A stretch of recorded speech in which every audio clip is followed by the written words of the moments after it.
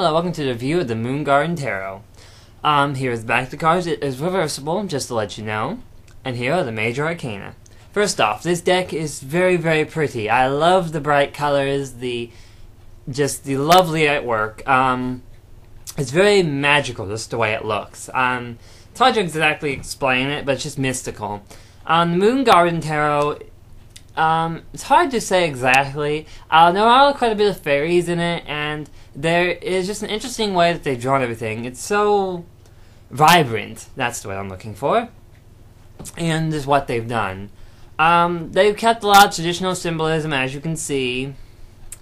However, one thing about this deck, though, I mean, it is one of those where you have your strength before justice, but the cards' theme, the minor arcana way it work is they all work by, they have the pictures of, well, what they're supposed to mean in that, yes, but they don't have necessarily exactly the same number of, like it's a picture of 5 wands, maybe they have a few wands, but not exactly 5. Only some actually have the exact number of what they should have. The reason for which is, I don't know, just maybe because I couldn't fit in there, I'm not exactly sure. But I just love this deck. I love the mystical about it, some of the interesting artwork, the devil and death, some of my favorite cards, the way they look in here. The vibrant artwork, as I've said, the colors, the mysticism. I like the fairies, the dragons you see. There's a lot of fairies decks out there. This isn't necessarily actually a fairy deck, but it's got some fairy-like methods to it, but they're mainly in one of the other suits. Most of the suits just have some mythical creatures in them, but you'll see here very soon. We are now entering the minor arcana.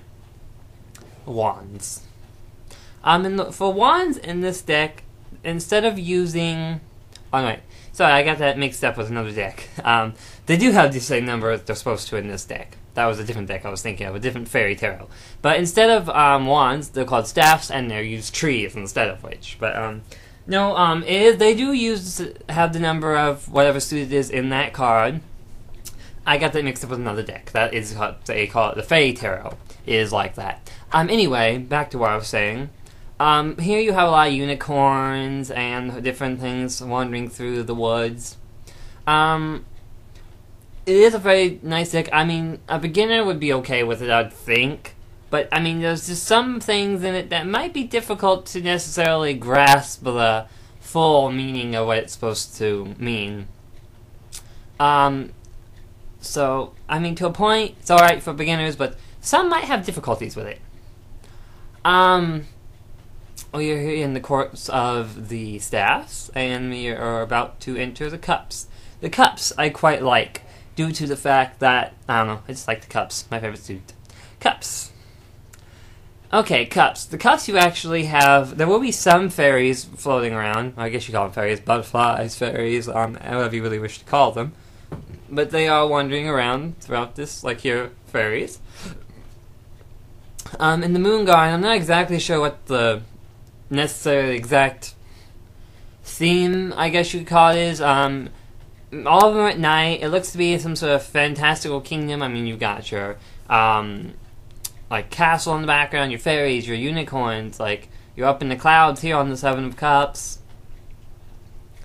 You know, a lot of your foliage around. Can't pronounce that word that well. But, either way, it's a very interesting deck. I just love what they've done with it, and I just have to say good job to, well, the ones who created this. Well, let's see what else. The moon is quite a big thing in this deck, as you will see in Pentacles, where all the Pentacles look like moons. We were actually about to enter the Swords. The Swords are an interesting suit that they've done, due to the fact that, here in the Swords, they've got, like, dragonflies instead of the swords. Their butts look like the blades, however, but they are basically still dragonflies. It is quite interesting when they chose this. I'm not exactly sure why, but it is quite neat how they've done that.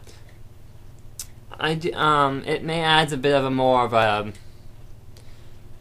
how do I say, less scary sword feeling, more pretty dragonfly feeling. I'm not exactly sure what else to say on this one, because I don't personally own this deck. A friend of mine actually owns this deck, and he does well with it. I guess you could say he was a beginner when he got it, but he's been around me for so long when I've read cards that he knew what basically knew a lot. Therefore, I guess you could say moderate, and then this was his first deck. So, so as I was saying, a beginner may be okay with this deck. Some of the symbolism does change, but if you know the basics of some of them, they should be easy for you. Now on the Pentacles.